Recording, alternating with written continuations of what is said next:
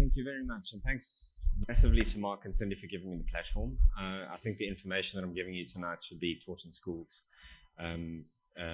because it's really the epitome of what true healing is all about. So essentially, my name is W Simpson. I've got a lotus, which is in the middle there, which you can't see because it's a little bit of a busy slide. So that's essentially my logo. And the reason why that I chose that logo is because the lotus on the top of the water is really beautiful. It's near perfect. It's really gorgeous, but the roots are in the muck and in the darkness.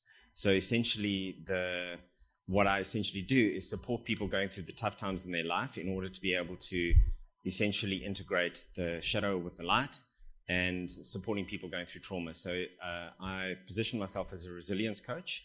I teach, I facilitate, and I guide people around through and within their belief systems to be able to move into a place where they can start improving their health, improving their well-being, improving their emotional honesty and their spirituality as well. So I just want to start off with, I speak a lot about cancer. So you've come here around a wellness and a health talk, but essentially where all the lessons and everything and all the wisdom comes from is around the cancer space. And a lot of people have really challenged me around this because I've become known as the cancer guy, and am I the wellness guy? I'm the resilience guy. Who am I? I'm essentially all of those. But the power of the lessons around health and wellness being rooted in cancer is very similar to, and I was given a really great analogy by a friend, that the person that we've looked to for the past 30 years around freedom, around equality, is Nelson Mandela. And the reason why we look to him is that he was denied and lost his freedom for 27 years. So in order for us to learn what the value of freedom is, it's to have it taken away. And essentially, I feel the same exactly around the cancer space. To understand the health and the ingredients to health and wellness, what better place to learn than the people who have come from a terminal diagnosis, what was meant to be terminal, and succeeded in healing themselves past that prognosis. So essentially tonight I'm going to be speaking to you around case studies, around the science behind those, and some tools and some people that I've learned a heck of a lot from in all the experimentation that I've done with myself over the last 12 years. So the one thing, and I suppose usually I have a caveat here as well around belief systems, because some of the case studies, the scientific case studies, can stretch a belief system and can challenge a belief system. So I would like to ask you, if there is something that is quite challenging, that it's not that you don't throw everything out with the bathwater. There are a couple of things that might be a little bit of a stretch, but I understand the audience tonight, it might not at all actually be a stretch. So if you could just be aware that a belief system might come up that might be challenged by a couple of things that I might say as well. The other thing is that I don't believe in absolute truths. I believe in subjective relative truths. And this is my relative truth against the experience that I went through, and also the science that I've understood and the experimentation that I've done for the past 12 years and the clients that I've worked with in what works, what doesn't work. There is a lot of amazing facts, and there's a lot of mystery as well that still sits in the pit of this. The four slides that make up this one slide is essentially four of my anchor talks. So this is a kind of an overarching talk, but it's pretty much made up of the mental, the emotional, and the physical being predominantly nutritional, and then the connection between all of those. So I just want to take you very quickly through each one of those. So the nutritional one is the talk that I'm most anxious about when I give it, because Dr. Google and Dr. Google Nutrition and Dietitian gives very conflicting information around meat and dairy and what to have and what not to have. The content I really go through in the nutritional talk, which I'll obviously touch on today or this evening, is really around some of the scientifically supported guidelines, essentially, that have been agreed to across a number of different experts in different ranges of nutrition and dietetic. But the biggest thing that I've found is that we have such a deep emotional relationship with regard to food, and there's so much projection in our society around should we become, we have to become a vegan or a vegetarian or a pescatarian, but it doesn't take into context where we are currently and where a big move for us is, and again where we have such deep emotional connections to food. I have a chip problem and I have a lasagna problem. And those are my comfort foods and my comfort cheats. Otherwise, I've been shifting my diet. The biggest takeout of that talk is really taking one tiny little change over long periods of time and starting to make a little adjustments soaked in a huge amount of awareness. And that's how I see, and that's how I've experienced as a coach, supporting other people to make changes. The big changes I find are completely unsustainable, and I completely am against them. It's the tiny little changes soaked with awareness that seem to work. The role of the mind in healing. This is essentially a talk that goes around how the mind works. Einstein was famously quoted in saying that we only use 5% of our mind. And what it said that he was meaning by that was that 5% is the conscious mind and the creative mind, and 95% is the subconscious mind, which essentially runs our life and runs the results of our life and our health. And the best analogy I can give is when I was learning clutch control in a car. It took me a number of months to actually get the right pressure between the clutch and the accelerator, but now I haven't thought about it in probably 2 decades. So it's those sorts of overriding programs that our societal influences essentially start accumulating our belief system subconsciously. And it's really to kind of give insight into what you put into your mind essentially starts to become and turn into belief systems over a period of time, and who those are is quite an important and powerful question, and often very disturbing to ask. And again, the biggest caveat that I can speak to with regard to that talk is tiny little changes around awareness around people who influences you in a positive way, negative way. I did an experiment with myself about 3 years ago, because I'm constantly doing these like little 21-day challenges or a shift here and there. And I checked in with myself on how I felt about myself after I'd spent time with a specific person. And what happened in that awareness experiment was that I started to, and not consciously, move away from the people that made me feel less or lack of, and started to move towards people that made me feel full, worthy, and that I have something to contribute. And it was a fascinating experiment. It's really shifted my social circles quite dramatically. And again, it's from just playing with the kind of basically the mental game. The role of the emotions, and this is where such amazing and interesting science is being unhinged now with people like Joe Dispenza and Bruce Lipton around the biology of belief. This is essentially a lot of the content that I speak into tonight around the placebo effect, epigenetics, psychoneuroimmunology, and how those influence our health, because essentially the pharmacy inside of us gets engineered by what we think and what we feel. The thinking essentially feeds the feeling, which actually does all the genetic magic in our internal pharmacy and results in either moving towards health and homeostasis or disease and situations like autoimmune diseases and cancers and things like that. And then the last talk essentially that I speak into is the connectedness between all of it. So the mind and the body, there's so much science and there's so much amazing data that's being collected around it. And even now, some of the spiritual side of things are being tracked, like Joe Dispenza's advanced programs. There's a lot of really interesting stuff happening in the brain and the pituitary gland that really show the connection between all three and all parts of ourselves. I'm a specialist in, I suppose the best way to call it is a personality profile called the Enneagram. Has anybody heard of it? Okay. So the Enneagram is essentially, I would say a personality profiling tool, but it's not really fair to say that. It's over 2,500 years old in ancient Greek. It's in ancient Judaism, Christianity, Sufism, ancient science, ancient maths. No one can claim the origins of it. If you speak to the esoterics, it's given to us by the aliens. If you speak to the Christians, it's given to us by God. So it's 9 essential personality types. And when I worked at the Hummingbird Cancer Center, basically somebody would come in with cancer and we'd go through the Enneagram.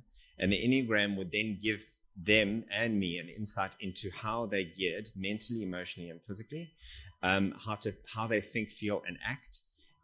The depth of the Enneagram goes quite deep, but what was really fascinating that came out is that there were There's one type called 2, which is called the considerate helper. And the considerate helper is that person who serves other people before they serve themselves. So they are the givers, the nurses, the doctors, the carers, the typical mom.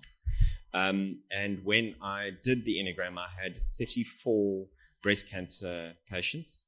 Every single one of those was an Enneagram 2. So what is fascinating is that, and it's in all the ancient societies, that where energy gets blocked, disease can manifest in the physical. So that talk is really around a lot of how those are all connected, some science behind it, and also some mystery that we don't really understand. But there are links and there are directions around hinting towards how deeply these are all connected. So what I'm going to take you through this evening is essentially healing and health. I'm going to take you through 3 case studies. I'm going to introduce you to a lot of thought leaders, especially in the cancer space, who are really starting to shift the game around the perception of cancer and what cancer means now. I've got a friend of mine, Con Burtish, who he has an app called the Cancer Dojo. And he essentially he was also terminal, and he had brain cancer. And he's a creative director. So he used creativity to be able to tap into psychoneuroimmunology and be able to basically shift his biology. And his lead into a talk is always, there's no greater time in history to get cancer, which is a really bizarre thing to say, but it's very true because we know so much more. And depending on who you're speaking to, between 45%, 75%, and 95%, again, that's who you speak to, is caused by environmental toxins, the way that we deal with stress, not stress itself, but the way that we perceive and deal and process stress, nutritional deficiencies, and lifestyle choices. So those 4 things essentially are now becoming stronger cases around where disease is caused. The science and the evidence, I'll take you through 3 very interesting trials, and also, these are the ones that are quite easily searchable, so you'll be able to take a look at them if they're a bit of a stretch for you. I've got a takeaway right at the end, which I'll be able to email you if you're interested, and a lot of other programs, people to watch, YouTube or TED Talks to take a look at, which speak to exactly what I'm speaking to today. And then introduce you to the Radical Remission, which is essentially... Radical Remission is a book by Kelly Turner that literally brought what all of these authorities in the mental, emotional, and spiritual side of healing have been speaking about, and put it into a nice, neat 9-pillar formula with examples, with case studies of 1,500 terminal cancer patients who are healthy today. And they provide evidence and also the tools in order to be able to actually start integrating this sort of information into your lifestyle, which is accessible. So I'm going to start off with myself. So this is essentially what my life looked like for 5 years after I studied. On the top left-hand side, that's Indonesia. Below that is Key West, Florida. On the bottom left, I thought I was a bit of a rock star, having a pool party. The middle one is Aspen, Colorado, and on the right is Hawaii, which is the first time I surfed really big waves. And as you can see, there's one ingredient that goes across everything, because my whole life was representative of what these slides look like, and it was essentially the sun. So I was misdiagnosed 3 times with what ultimately ended up being squamous carcinoma on my lip. I had the first surgery that I had was a plastic surgeon that took 1/3 of my lip away, so essentially taking the cancer off at the root. And then what was misdiagnosed a 4th time was a lymph node, which was thought to be in trauma after the anesthetic, that ended up being the cancer had spread into my lymphatic system, into my neck. So the hardest decision I've ever made was to actually was a choice between 2 different surgeries, and the most invasive one was a bilateral neck dissection, which I eventually decided on doing. And that's essentially where they cut you from ear to ear, across the neck, and then down to the top part of the nipples, and literally take everything out from your lymphatic system, thyroid gland, muscles, tissues, tendons, I struggle with sit-ups at the moment because I can't keep my head up. It looks quite funny. And then the last part was radiation. So I had radiation on the right-hand side of my face, a little bit on the left as well. And two things happened which were interesting after that. The one which has become a little bit of a superpower is I lost my taste for 6 months because of the radiation. And what was really interesting is I was sitting, and I used to love ribs. They were my favorite things. And I was at a Saar Grill, and it's my favorite place to get ribs and beer. And I couldn't taste a thing. And it seemed absolutely ridiculous that there was no point to eating without taste. And it was such a shift in headspace. And eventually I lost weight and lost weight and lost weight until my girlfriend actually said to me, you actually need to get your head into the game around nutrition. So that gave me an incentive to actually eat for nutritional value and with nothing to do with taste. And I was eating very peculiar things together because I couldn't taste them. So I've since been able to do that. I not only eat for taste, I eat also for nutrition now as well, which is a big win. I also lost my beard, and seeing that I've gone bald and it's like a trendy tag, it's quite unfortunate that I can knock my hair on my face now as well. So the gifts that I got was around belief, and I had 4 amazing doctors: Dr. Andrew Bruce-Schwartz, Sean Brennan, Professor Johan Fagan, and Dagmar Whittaker. They were absolutely incredible. Dr. ABC, that was his nickname. I ended up going to him because you cycle, after you have cancer, every 2 months you go to the different doctors that have basically worked with you. And they check you from different aspects, and basically you clear for 2 months, and then you go to the next one. It's a bit of an anxious thing, those of you who have had cancer before. And on 3 years, I went to Dr. ABC, and I didn't know what to take him, because this is a man that has essentially saved my life. And I thought to take him flowers.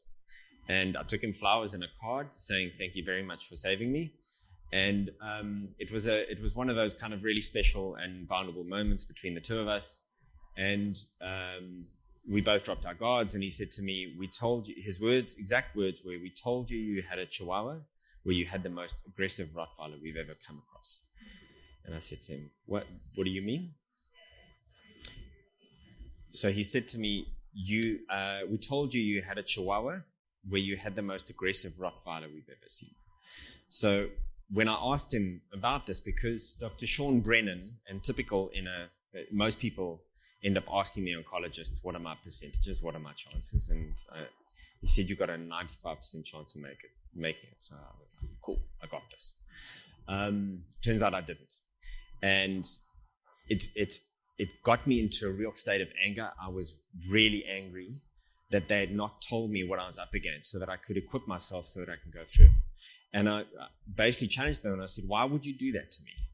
And he said, well, in their experience, not in their belief systems, people who tend to have a very strong belief system, and I'm not talking about thinking, I'm talking about blue being the color blue, that sort of a belief. Those are the people who tend to make it. The people who tend not to are the people who don't have that sort of belief system. I went to Dr. Sean Brennan, challenged him because he gave me the 95% prognosis. And basically he used an analogy of 2 brothers, same upbringing, same parents, same diet. One is predisposed to a positive belief, and the other one is predisposed to looking at life through problems and negativity. And he said I remember him saying, he'd put his house and everything he owned on the person who was positive to be the brother to be positive living, and the brother who was negative would pass. Then I went to Professor Fagan, and I ended up meeting a couple of people who were under his practice. And he does this all the time. He's an interesting individual. And his response to me was, somebody had to play God in order for you to believe that you could actually make it. And he's done this with a number of other people, and it's been quite an amazing thing because he's used the same analogy with them as well.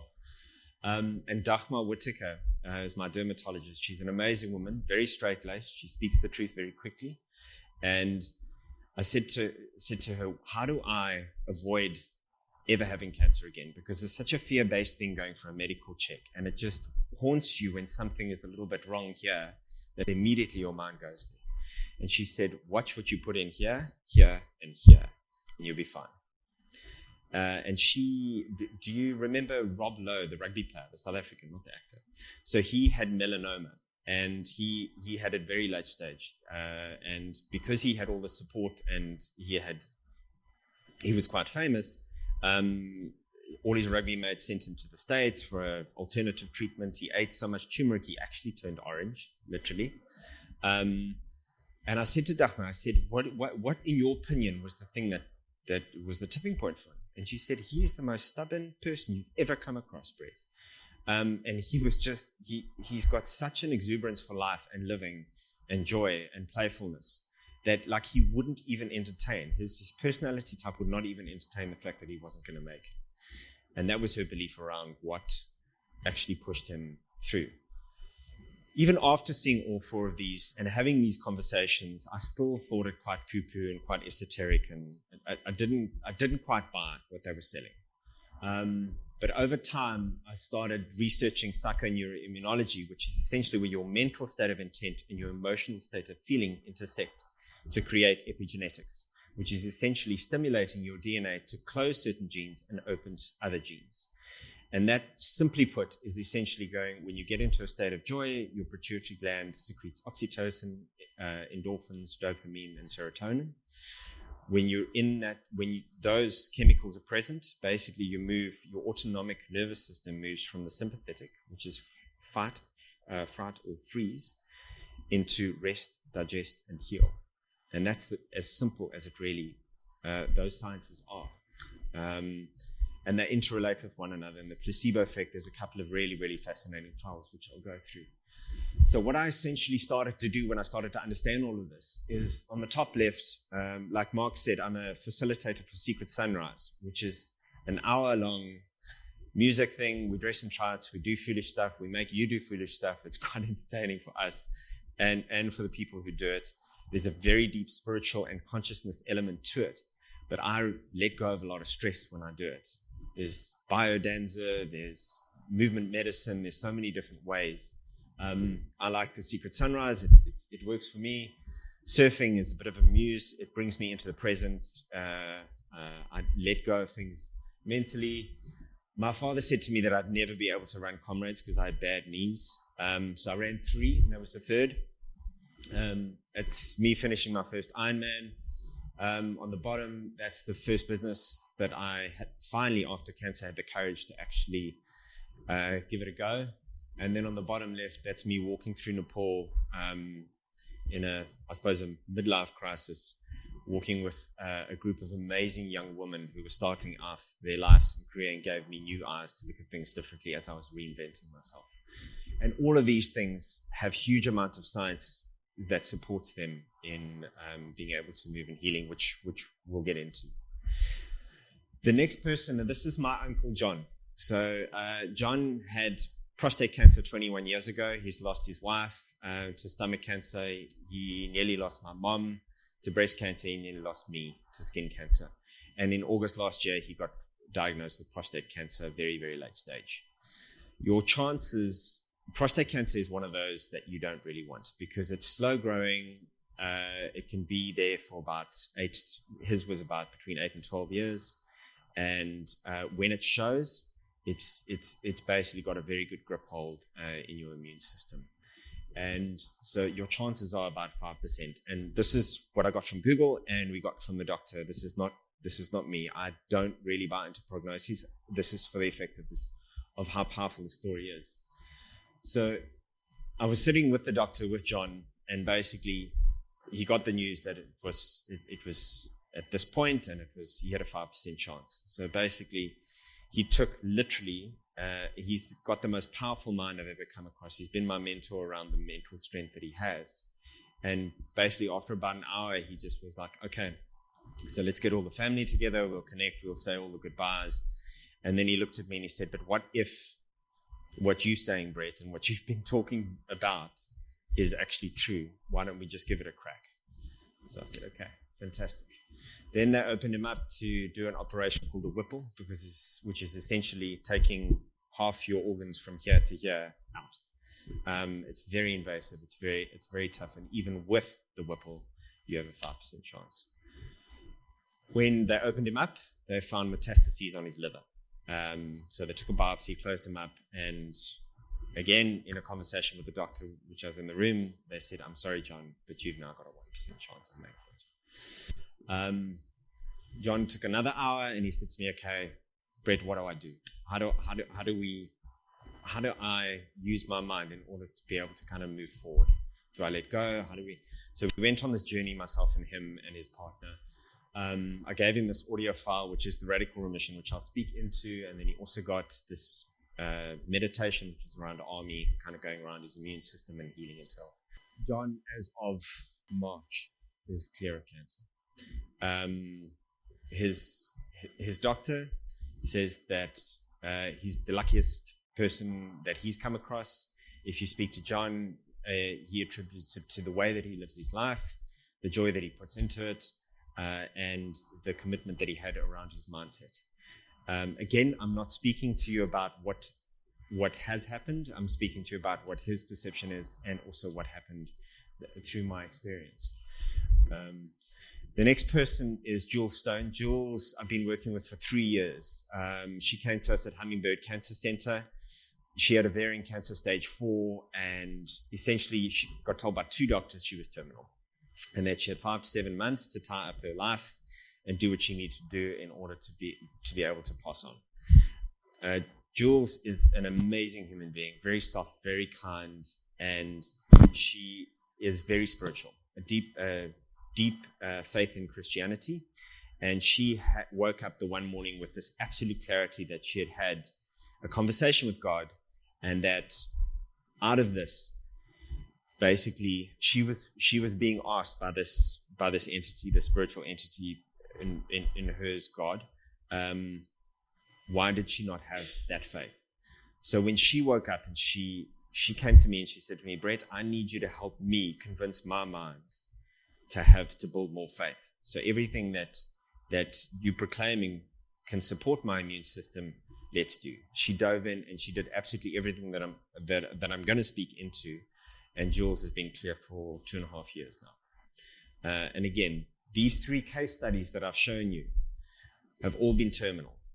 All of the information that's coming up in the next slides is based on 1,500 people who have essentially been told that they are terminal against solid science in Western medicine and statistics, which are in PubMed.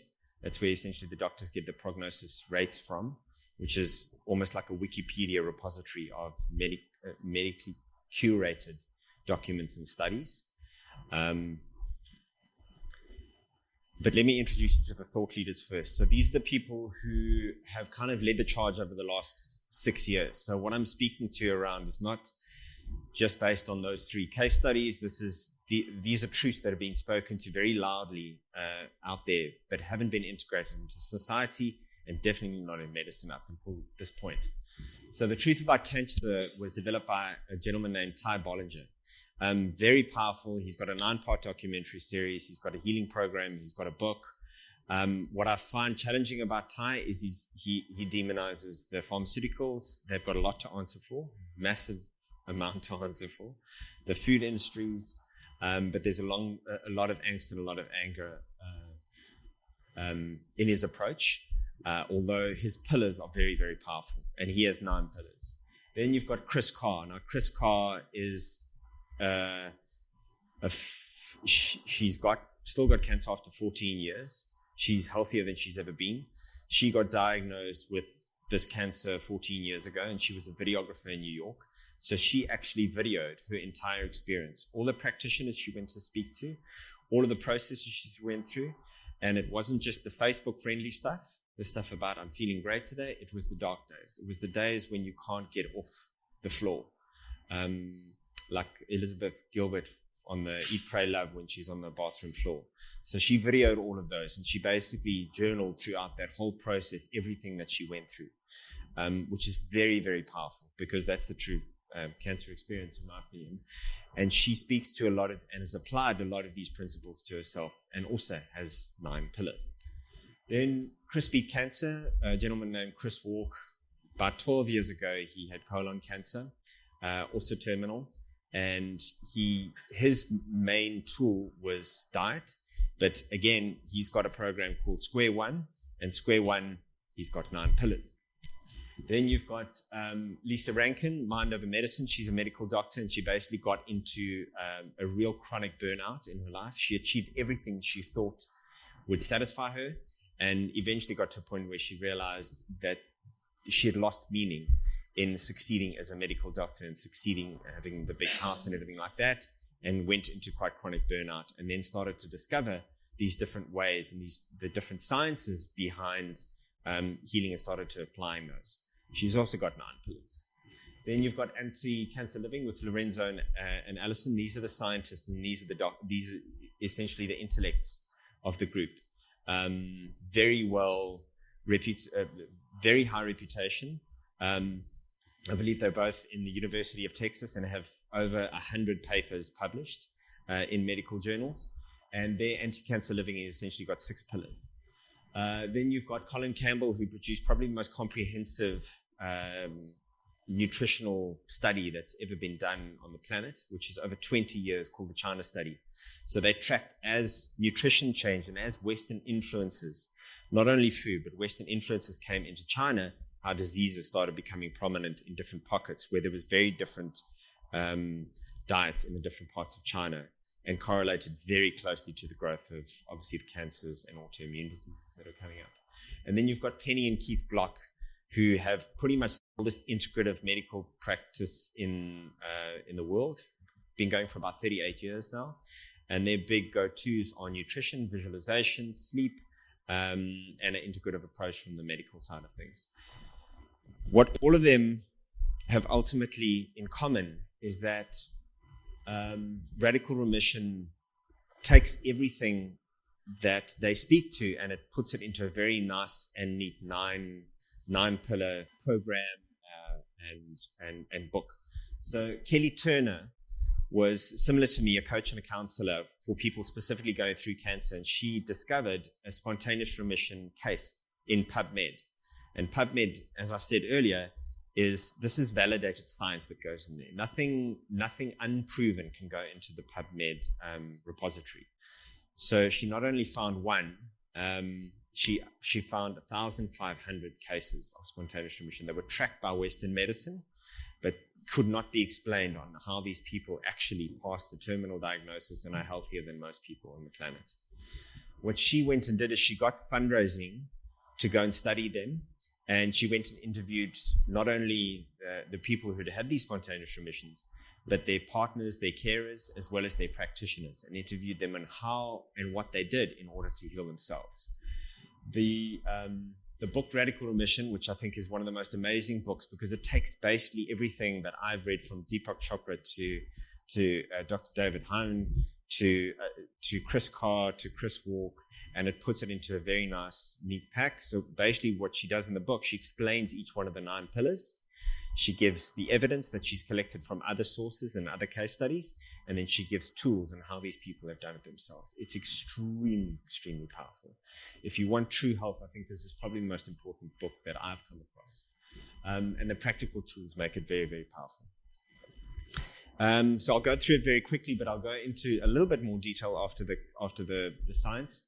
So a radical change in diet, taking control of health, following your intuition, using herbs and supplements, releasing suppressed emotions, increasing positive emotions, embracing social change, deepening spirituality, a strong reason to live. And I've ad-libbed on the last one. From a coaching perspective, I find when people come up against these are challenging to integrate.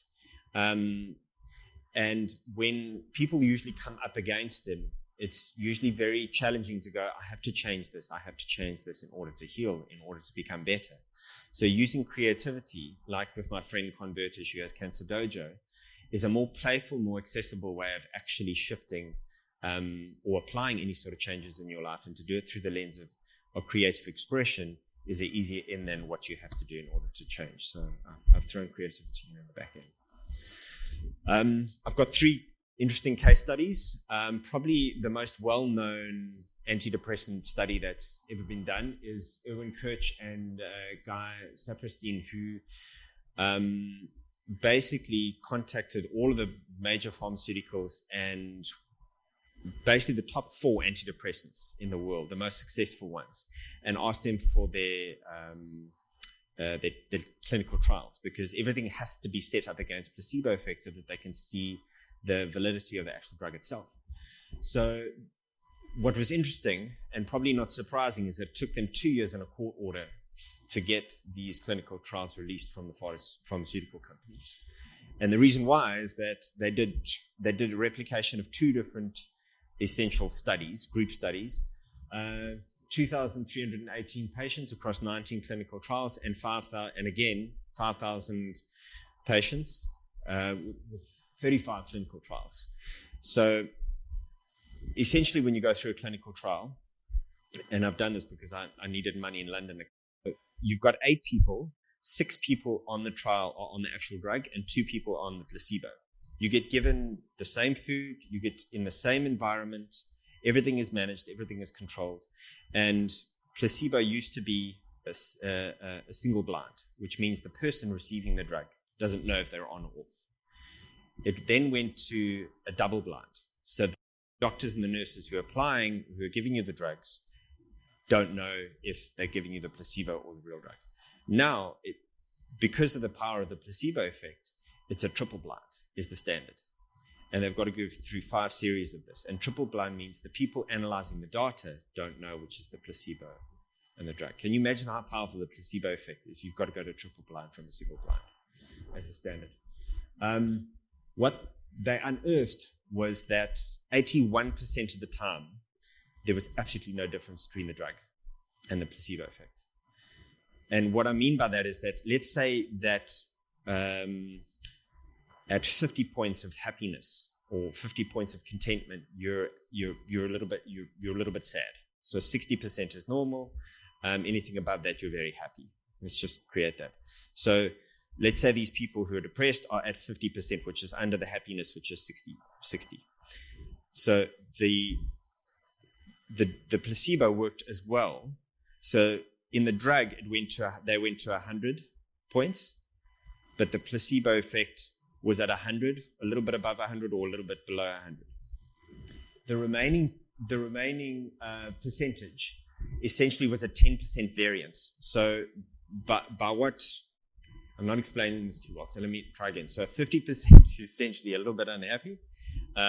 60 is kind of middle ground, and 100% is very happy, or 100 points is very happy.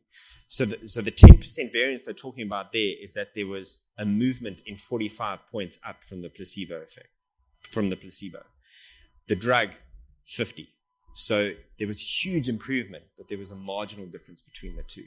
And there's always seems to be a 5%, just like with cancer, like the BRCA gene, there is a 5% on chronic depression that your body doesn't actually produce the hormones in order to be able to function in a happy state. But what was phenomenal about the study was they didn't stop there. They went in to understand how this works biologically. So essentially what they did was they looked into the blood and they started to see where the antidepressants went in.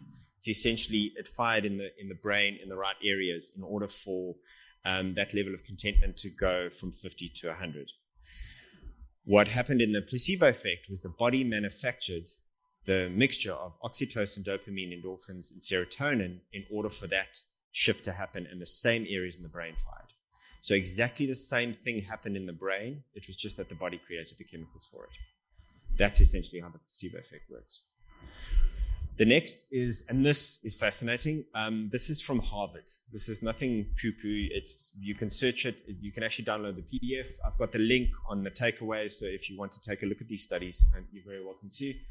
Mindset Matters, Exercise and the Placebo Effect. So this is Alia Crum and Ellen Langer did a trial around the placebo effect in exercise, as it says. So it was 48 chambermaids, so people who cleaned the hotel rooms across 2 hotels. The caveat for selection for the 48 people was that they didn't realize that in their efforts in cleaning all the rooms, they were actually doing more than what the American Surgeon General says is 30 minutes of exercise per day. They had no idea that they were doing that exercise plus more. So that was the important part. They then split them into two. The first group, they told that actually what you're doing is way more than what we suggest that you do to actually have a healthy, balanced immune system and the 30 minutes of exercise. The second group, they kept ignorant, so they didn't educate them on that. I mean, this is incredible. So the 30 days later, the group one, all of them on average lost an average of 2 pounds. The second group lost nothing. And this is just the mind telling the body that this is what's happening, and the body responds to it. So there were essentially 3 parts identified in what needs to be present in order for a placebo effect to be effective. One is the conditioned mind. So there needs to be the prompt on, if you do this, this will happen. The expectation comes from the prompt. Based on the future, you're expecting a specific result. And then lastly, the meaning of doing exercise is healthy, it is good for me, it aligns with my belief system that it's a positive thing. And then suddenly those 3 ingredients cause that shift to happen and cause the placebo effect to be activated. This is usually quite a heavy topic, and so I put a picture of a penis in here. And I actually did a talk in East London, and it was between a 70 and 80-year-old audience, and they thought this was the best thing since sliced bread. I couldn't actually quieten them down afterwards, but I'll get to it because it is a beautiful, actually heartwarming story, and quite powerful. So Martin Seligman is one of the leaders in positive psychology. Now, psychology is being challenged by people who are bipolar or very depressed. A psychologist is essentially trained to get them to normal. What then happens when we're bipolar or depressed and we want to get to exceptionally happy? That's where positive psychology comes in. How do we get from okay to very happy? Like I'm not too sure if you know Bhutan. So Bhutan, they have a happiness index. So instead of an economic measurement, their census is around how happy are the people who live in the country of Bhutan. And every single one of their economic decisions that they make is essentially has this as the underpinning foundation. So positive psychology is essentially how do we get happy? So one of the trials that they did was they did people who were going through chemo, basically to split them into 2 groups, the people doing chemo, and typically when you get chemo, you're in a lazy boy, you're in an environment that's quite calm, but there's no stimulus really around. The second group were given chemo, and there was a big screen playing comedy. And so it was a joyful place. What happened when they studied the blood was higher natural cancer killer cells. Now, the cancer killer cells are the ones that when they can identify cancer, because cancer is a bit of a sneaky one. Your immune system typically doesn't recognize it. The natural killer cells are the ones that identify it and then start activating your immune system. They were much higher. The immune system recovery, after nearly 4 hours after having chemotherapy, the body was nearly back to where it was, because as I'm sure you know, chemotherapy kind of, it hits everything, the good and the bad. And increased cell production. Typically, when you're going through cancer, you want cell production and replication to happen in your healthier cells more than it's happening in the cancer cells. That means your immune system is moving in the right direction. And then lastly, a more active immune system is essentially, when they looked through the blood, it was like giving the immune system a triple espresso, and it just basically just came alive. And this is from watching a comedy while being given intravenous chemo.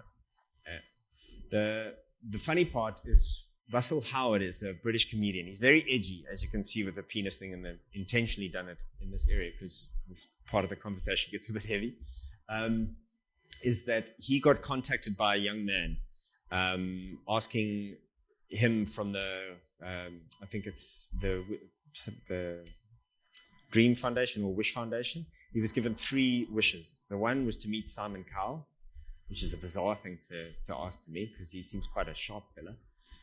To drive a Ferrari, which he did. And then the third one was to meet Russell Howard. So anyway, he ended up meeting Russell Howard, and Russell Howard was very quiet and calm and everything like that. And this youngster said to him, I've got to ask of you. And he said, okay. he said, I'd like you to come to my funeral. So, it got quite somber, and he said, don't be funny. This kid had a really wicked sense of humor. So he says, it's going to be fun. It's going to be a fancy dress. And he had quite a dark sense of humor. He actually had this whole thing planned that even his dad was dressed as the Grim Reaper. And if somebody coughed, he had to point his laser at them. And this clip, which is easily searchable on Facebook and on YouTube, Russell Howard speaks around in a very funny way on how he's going to... I nearly dropped the most important point. He said, well, what do you want me to dress as? So Russell Howard has got this skit where he chases after people in a big penis outfit. And anyway, this kid says to him, I think you know what I want you to dress up as. So he said, okay, no, fine. And the rest of the clip is around how does he navigate so that he doesn't get in close to schools or anything like that. And if he gets pulled over by the cops and the cops say to him, where are you headed? And he says, I'm going to a funeral. And he's dressed as a giant penis. It's a beautiful and endearing clip. Anyway, 2 months after this youngster got the all clear. I've since learned in other areas he followed a very integrative approach. He was on a lot of alternative plus traditional medicine. He really chose a really good suit, and he got clear of a terminal cancer, which he should have died from. Anyway, what was a beautiful kicker is that Russell Howard, when he was doing his DVD, as it calls it, when he was being recorded for whatever product he was releasing, he said, I'd love you to come on stage at the end and we'll tell the story and it'll be funny and it'll be endearing. And he said, oh, no, that'll be absolutely amazing. So he said, what should I wear? So I said, I think you know what I'll be wearing. Anyway, that's a picture of it. Okay, so I'm just going to go through quite quickly the pillars. So radical remission goes into detail. As I said, I can't recommend it with more grandeur. It is absolutely phenomenal book. It really explains in very easy, digestible ways, very accessible with all the tools in it and the science behind it. So radical change in diet, essentially what I've curated over the last 12 years is I've looked at every single authority that I respect and basically pulled in the important bits, and it's correlated exactly with what radical remission is. And there's very generic things. It's increasing your grains, increasing your fruit, your veg, becoming a lot more plant-based, avoiding obviously processed foods, the sugar in processed foods. Dairy has got a protein called casein, which feeds cancer. So it's reducing that. It's not necessarily eradicating it. Reducing gluten's becoming quite an interesting thing around leaky gut. And those are essentially the sacred things around it. Locally, Marianne Shearer, who's got a restaurant in Willie Point, she's an amazing human being. She gave me some incredible information. And she's actually a global authority on in this space, and very powerful in the way that she supports people in going through a journey and shifting their diet. And again, over time. The next is taking control. So this is a deep willingness to change. So this is a challenge for the empaths and for the people who are more agreeable, and to be able to go, because there's a lot of pressure when you get diagnosed. Your friends and your family are projecting a lot onto your doctor's telling you what you should and shouldn't do. And it's essentially this is going, okay, so I'm going to follow this diet, or I'm going to follow this treatment from a Western medicine, or I'm going to follow this from an Eastern medicine. It's actually committing to that. And there's some amazing science and positive psychology and how that shifts your immune system and basically what happens on the inside of your biology when that commitment happens. So the biggest advice that Kelly Turner actually uses is be as annoying as possible when it comes to your medical practitioners. They are not the gods. You are the god of your body, not them. They are your guides. The next is intuition. This was one of those that every single 1,500 of the radical remission survivors that she interviewed said that it was a prominent pillar, the most prominent pillar. In the overstimulated world that we've got, we've obviously, our attention is being pulled from every single direction. And there's a lot of people have spoken of that we've lost the understanding or the connection that we have with the little voice inside that tells us what decisions are right for us and wrong for us. I mean, our gut has neural pathways and neural cells that are more than what a cat has in its brain. So we have literally a third brain in our stomachs. And a lot of the people who I've spoken to and learned from have used the analogy of when you have to make a decision, just listen to your body. It doesn't matter where in your body, your gut will usually tell you in your gut, but your body will, you'll feel in your body where it is. Anyway, so intuition being incredibly, incredibly powerful, and meditation being one of the most powerful tools in order to sharpen that. The next is very subjective. So now my nutritional makeup is a lot worse than my parents because there's 40% less nutritional density in our food at the moment. There's 40% less nutritional density in our food. And essentially, all the research and everything that's coming around the gut and the importance of our microbiome is critically important. And it's said to be 90% of our immune system actually lives in our gut. When you look at the older societies, like in Europe with sauerkraut, or the East with kimchi and kombucha, ancient society has been using fermented foods in order to be able to manage the microbiome of your stomach. For years, we've just lost this art, we've lost this understanding of where the value of that is. But it can be very challenging, this one especially. I would recommend getting a very good practitioner that you trust intuitively around and getting solid advice, whatever your approach might be. Because around detox and also supplementation, there's a lot of conflicting information out there. Okay, so the next one, releasing suppressed emotions. This is again what I've spoke to around the manifestation of disease in specific areas. All the ancient societies have got it with energy. We call it energy in Western society. It's called prana in the East, and chi. So blockages with disease, where they basically come from. And there's huge amount of science coming out behind this as well. So what is challenging around this pillar is essentially emotional honesty about where you are. I had a friend of mine who was going through a real tough time, and I was living with her at the time, and she had this very amazing, incredible practice around letting go of some painful trauma that she had been building up over years and years and years. In the morning, she'd get into running gear, she'd sit down on a yoga mat, and she'd listen to the song Hallelujah. It was a song that got her into her heart and that got her connected to herself. It was very emotional for her. She listened to the song, and the tears just ended up coming. She didn't know if they were from this or this breakup or this or what she was going through. The tears just came through. Then what she did was, what was interesting is that she did that for about 15 minutes, and then she got up and she went for a run, which is very powerful, because what she intuitively did there is she shifted her biology, and she used exercise to start flooding her system with oxytocin, dopamine, endorphins, and serotonin.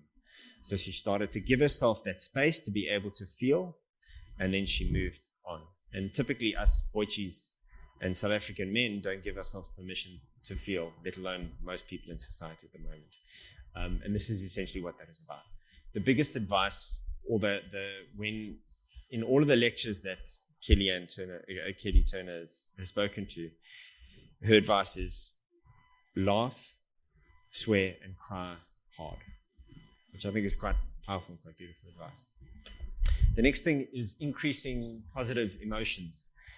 In my first coaching session with somebody, I usually say, okay, well, cool. So what are you going to do for 5 minutes every single day that's going to bring joy into your life? And I get this real weird look in their face, and they're like, what are you talking about? I'm going through cancer right now. This is medically proven to be a massive shift in getting you from your sympathetic into your parasympathetic state, where your body actually starts to heal. The science behind this is fairly irrefutable, and I've heard of so many stories about watching comedies or connecting with loved ones or spending time with children, with animals, are incredibly powerful at this. And being able to basically shift your immune system into a state where you actually start to digest, and you start to heal, and you start to process, and you start to let go, and your mood shifts. but your biology is doing exactly the same thing. Extremely, extremely powerful. Embracing social change. This one is incredibly surprising. So there are these blue zones all over the world, and it's typically small communities where there are people who live older than 100 years old, and there's more people who live older than 100 years old per capita in these areas. One is Sicily, when there's, and I cannot pronounce this, centenarians. So people who live longer than 100 years old. And they drink a lot of booze. They sit around a lot. They've got a good diet, Mediterranean, which is kind of a bit of an ideal. But they don't essentially do all the practices that we've spoken to before. So what have they got? They've got a sense of community that is very deeply connected, that connects them very, very, very deeply.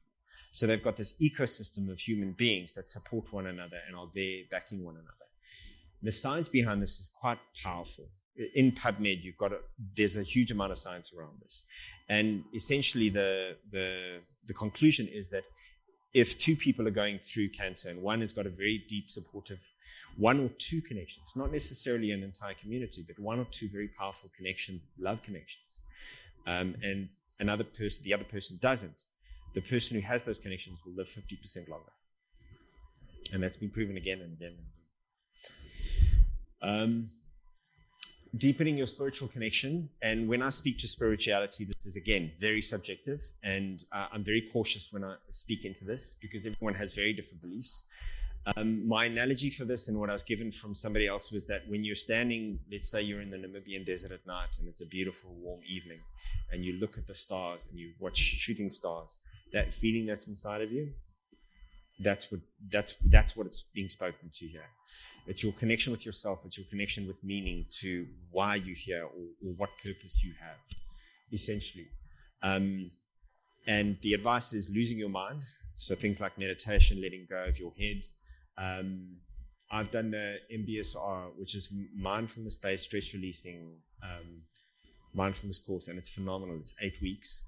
And it just really, there's been huge science around that specific course, showing people actually shifting from very chronic cancer prognoses with the mindfulness course, obviously with everything else, but the mindfulness course being a very strong base in that. And essentially, whatever your version of spirituality is around that. Then probably the most data, because the opposite of depression is a strong reason to live. And this is essentially where bucket lists come in, where a future prospect. I worked with an amazing woman who was given 6 months, and she was very, very late stage. And she wanted to meet her granddaughter.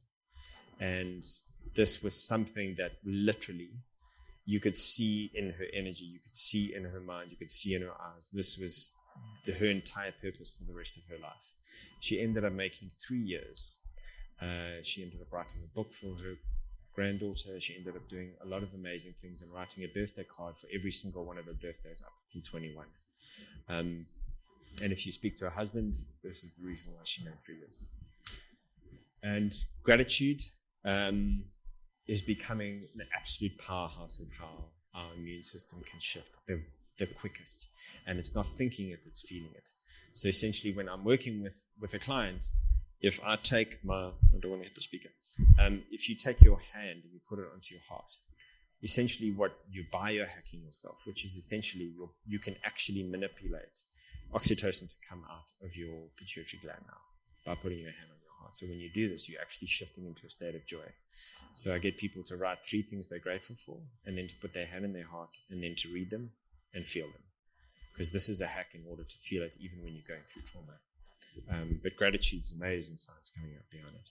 Then the last one, courtesy of my friend Convertish, takes advantage of neuroplasticity and creating a thicker, cleverer, and a heavier brain. So essentially, when you think and you do different things, that your brain is shooting along different paths. And the more that you do that, the more creativity you have, the more you can solve problems. And that's essentially what neuroplasticity is.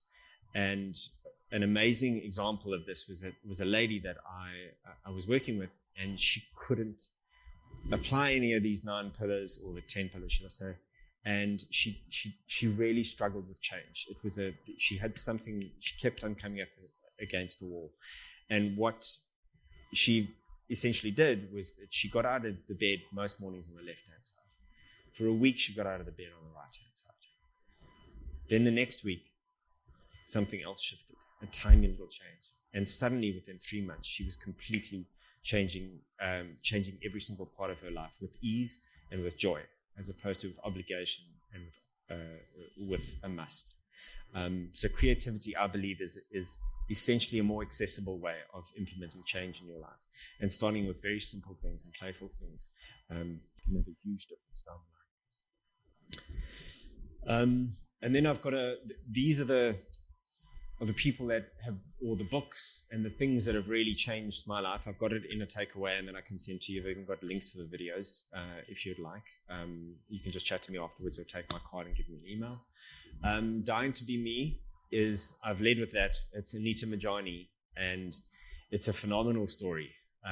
It'll stretch belief systems, even the esoterics, I believe, around how the spirituality and spiritual contracts essentially can shift. And what's amazing about her is that Western medicine tracked everything.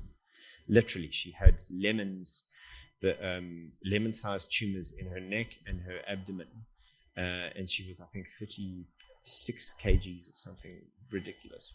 Within 5 weeks, she had reduced after waking up and having this near-death experience, the tumors had reduced by 70%. And a number of weeks after that, she was clear of cancer. It's a phenomenal story. You Are the Placebo. Joe Dispenza, which is the second guy on the right over there, is a phenomenal guy. He's taken over from Bruce Lipton, which was the author of The Biology of Belief. It's absolutely phenomenal what he's doing in his workshops at the moment, because he's tracking the biology as he's getting these shifts in the spiritual space. And in the physical space and in the emotional. He's literally tracking all of those as he goes, and he's releasing that data. His new book is called Becoming Supernatural, and it's quite mind-blowing. The next one is Radical Mission, which is the book I'm speaking to, which is essentially a beautiful collation and curation of the content that I've spoken into. The Heal documentary introduces you to all of those people who basically speak to the same thing that I'm speaking to here, just through a different lens. Could be spirituality, could be the emotional side, it could be the mental game. But amazing documentary, and it's a great summary. Transcendence is on Food Matters TV. It's probably one of the most powerful series I've watched. It's a 6-part docu-series, and it brings in very similar, if not very common, people who basically are up there for the Heal documentary, but incredibly powerful. It just basically takes Heal to the next level. So the people I would recommend to follow is Chris Carr. She's got amazing diets and really fun way of experimentation with foods and with meditations and things like that. And she's very gentle in the way that it's about the small, tiny steps and being consistent. It's not about these massive changes in order to curb something or change something dramatically. Joe Dispenza is phenomenal that he's tracking all of this stuff. He's literally proving the connection of the mind, body, spirit in a way that's never been done before. The practice that literally changed my entire life is meditation. There's no part of my life that it hasn't changed. I couldn't recommend it more, but it's taken me 10 years to anchor the meditation practice, and I'm still playing with guided, unguided, metta, all sorts of different ways. And gratitude journal, again, has also shifted my perspective. I work with a number of people, and obviously in the place that I work with people, it's a very hard environment. Everything is very coated with a lot of fear and negativity. A gratitude diary over a long period of time with consistent work, just 3 things per day. And I mean, there's so many studies and beautiful TED Talks around this. It literally shifts how your brain sees the world. And what is amazing is that if you do a gratitude journal for 3 weeks, you'll be neutral most of the time. If you go into up to about 6 weeks, you'll start looking forward to it. After 3 months, your subconscious mind starts to manipulate you in order to do things so that you can then have things to write the next morning for your gratitude diary. Literally, your subconscious mind starts to serve you and starts to manipulate everything that you do so that you can actually write gratitude things. So literally, you are Jedi mind tricking yourself. I think it's the most powerful. And that's me. And thank you very much for your time. I really appreciate it. Thank you for listening.